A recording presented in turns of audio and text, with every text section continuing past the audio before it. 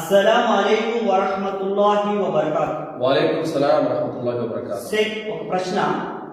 For us నమాజ్ జమాత్ నిలబడిపోయింది. నేను మధ్యలో వచ్చాను మస్జిద్లో. నేను ఇప్పుడు సున్నత్ చదువుకున్న తర్వాత జమాత్లోకి వెళ్ళిపోవాలా, లేదా డైరెక్ట్గా కంటిన్యూగా జమాత్లోకి వెళ్ళాలా? నాకు సమాధానం చెప్పండి. దైవ ప్రవక్త ముహమ్మద్ సల్లల్లాహు అలైహి వసల్లం వారు ఇలా తెలియజేశారు. సహీ ముస్లిం 710వ హదీసు, ఇదా ఉకీమతిస్ స్సలా ఫలా స్సలాత ఇల్లల్ మక్తూబా.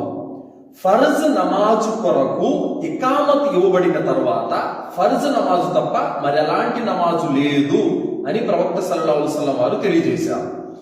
ఇక్కడ ఫర్జ్ నమాజు కొరకు జమాత్ నిలబడిపోయి ఉంది. అప్పుడు మీరు మధ్యలో వచ్చారు. మీరేం చేయాలి?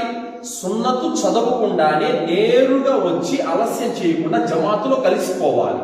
ఎందుకంటే సున్నతు కంటే ఫర్జ్ నమాజు ఎక్కువ ప్రాధాన్యత కలిగి ఉంది కాబట్టి మీరు సున్నతు చదవాలన్నటువంటి కోరికతో ఫర్జ్ నమాజుకున్న పుణ్యాన్ని మీరు మిస్ అయిపోతున్నారు. కావున ఫర్జ్ నమాజు పెద్దది, ఘనత కలిగినది కాబట్టి మీరు సున్నతు చదవకుండానే నేరుగా ఫర్జ్ నమాజు జమాత్తో జరుగుతుంది కాబట్టి వెంటనే వీళ్ళు ఆలస్యం చేయకుండా జమాత్లో కలిసిపోవాలి.